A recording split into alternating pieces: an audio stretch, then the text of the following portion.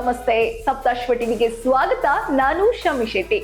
ಪ್ರತಿ IPL ಸೀಸನ್ಗೆ royal Challengers Bengaluru ತಂಡ ಹೊಸ ಜೋಶ್, ಅದೇ ಉತ್ಸಾಹದೊಂದಿಗೆ ಎಂಟ್ರಿ ಕೊಡುತ್ತದೆ. ಆದ್ರೆ ಪ್ರತಿ ವರ್ಷ RCBಯನ್ನ ಆ ಒಂದು ಸಮಸ್ಯೆ ಬಿಟ್ಟು ಬಿಡದೆ ಕಾಡುತ್ತದೆ. ಕಳೆದ 18 ವರ್ಷಗಳಿಂದ ಆ ಸಮಸ್ಯೆಗೆ ಬ್ರೇಕ್ ಹಾಕೋಕೆ ಸಾಧ್ಯವಾಗುತ್ತಲೇ ಇಲ್ಲ. ಆದ್ರೀಗ ಹೊಸ ಸೀಸನ್ಗೂ ಮುನ್ನ ಬೆಂಗಳೂರು ತಂಡಕ್ಕೆ ಮತ್ತೆ ಹಳೆ ಸಮಸ್ಯೆ ಕಾಡೋಕೆ ಶುರುವಾಗಿದೆ.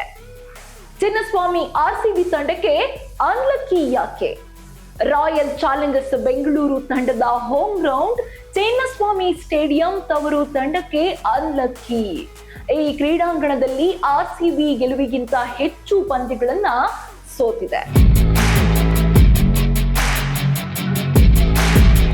ಕಳೆದ 3 ವರ್ಷಗಳ ಸಾಧನೆಯನ್ನ ನೋಡೋದಾದ್ರೆ ಅದರಲ್ಲಿ 10 ಪಂದ್ಯಗಳಲ್ಲಿ ಸೋತಿದ್ರೆ 9 ಪಂದ್ಯಗಳನ್ನ ಗೆದ್ದಿದೆ.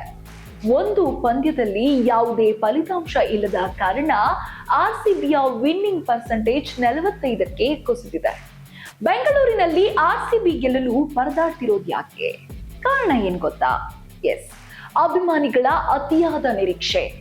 RCB ತಂಡದಲ್ಲಿ ಸೂಪರ್ ಸ್ಟಾರ್ ಆಟಗಾರರ ದಂಡೆ ಇದೆ. ತಂಡದಲ್ಲಿ ಸ್ಟಾರ್ ಘಮ್ ಇರೋದ್ರಿಂದ ಅಭಿಮಾನಿಗಳ ನಿರೀಕ್ಷೆ ಕೂಡ ಹೆಚ್ಚಾಗಿದೆ. ಆದ್ರೆ ಈ ಸೂಪರ್ ಸ್ಟಾರ್ ಆಟಗಾರರು ಚಿನ್ನಸ್ವಾಮಿಯಲ್ಲಿ ಪದೇ ಪದೇ ಎಡುತ್ತಲೇ ಇದ್ದಾರೆ. ಈ ಮೈದಾನದಲ್ಲಿ ಬಿಗ್ ಸ್ಕೋರ್ ಚೇಸಿಂಗ್ ಮಾಡುವಲ್ಲಿ ಸಾಕಷ್ಟು ಬಾರಿ ಪರದಾಡಿದ್ದಾರೆ. ಇನ್ನು ಪಿಚ್ ಮತ್ತು ಕಂಡೀಷನ್ಸ್. ಹೌದು, ಚಿನ್ನಸ್ವಾಮಿ ಪಿಚ್ ಹೇಳಿ ಕೇಳಿ batting pitch.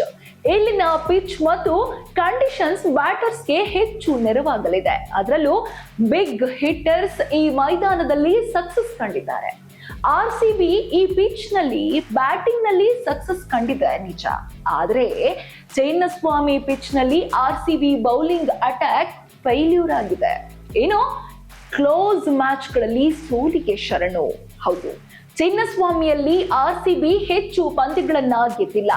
ಹಾಗಂತೆ Bengaluru royal ಚಾಲೆಂಜರ್ಸ್ಗೆ unlucky ground ಅಂತ ಹೇಳೋದು ತಪ್ಪು. ಈ ಮೈದಾನದಲ್ಲಿ RCB ಸಾಕಷ್ಟು ಕ್ಲೋಸ್ ಗೇಮ್ಗಳನ್ನ ಕೈ ಚೆಲ್ಲಿದೆ. ಕೊನೆಯ ಎಸೆತದಲ್ಲೂ ಸಾಕಷ್ಟು ಪಂದ್ಯಗಳನ್ನ ಸೋತಿದೆ. ಜೊತೆಗೆ ಒಳ್ಳೆ ಸ್ಟಾರ್ಟ್ ಸಿಕ್ಕಿದ್ರು ಅದನ್ನ ಗೆಲುವಿಗೆ ಕನ್ವರ್ಟ್ ಮಾಡೋದ್ರಲ್ಲಿ ಎಡವಿರುವುದಂತೂ ಸುಳ್ಳಲ್ಲ. ಇನ್ನು ಒತ್ತಡ ನಿಭಾಯಿಸುವಲ್ಲಿ ವಿಫಲ. ಹೌದು, ರಾಯಲ್ ಚಾಲೆಂಜರ್ಸ್ ಬೆಂಗಳೂರು ತಂಡಕ್ಕೆ ವಿಶ್ವಾದ್ಯಂತ ದೊಡ್ಡ ಫ್ಯಾನ್ ಕ್ಲಬ್ಸೇ ಇದೆ. ಅದರಲ್ಲೂ ಬೆಂಗಳೂರು ಅಭಿಮಾನಿಗಳು RCBಯ ಲಾಯಲ್ ಫ್ಯಾನ್ಸ್. ತವರು ಅಭಿಮಾನಿಗಳು ಹೋಮ್ ಟೀಮ್ನಿಂದ ಗೆಲುವು ನಿರೀಕ್ಷಿಸೋದು ಸಾಮಾನ್ಯ. ಆದ್ರೆ RCB ಹೋಮ್ ಫ್ಯಾನ್ಸ್ ಎಕ್ಸ್ಪೆಕ್ಟೇಷನ್ಸ್ ಉಳಿಸಿಕೊಳ್ಳೋದ್ರಲ್ಲಿ ವಿಫಲವಾಗಿದೆ. ಏನೋ ಚಿನ್ನಸ್ವಾಮಿಯಲ್ಲಿ RCB ಆಟ ಬದಲಾಗಲಿಲ್ಲ. ಹೌದು, ಬೆಂಗಳೂರಿನ ಚಿನ್ನಸ್ವಾಮಿಯಲ್ಲಿ RCB ಕಳಪೆ ಸಾಧನೆಯನ್ನೇನೂ ಮಾಡಿಲ್ಲ.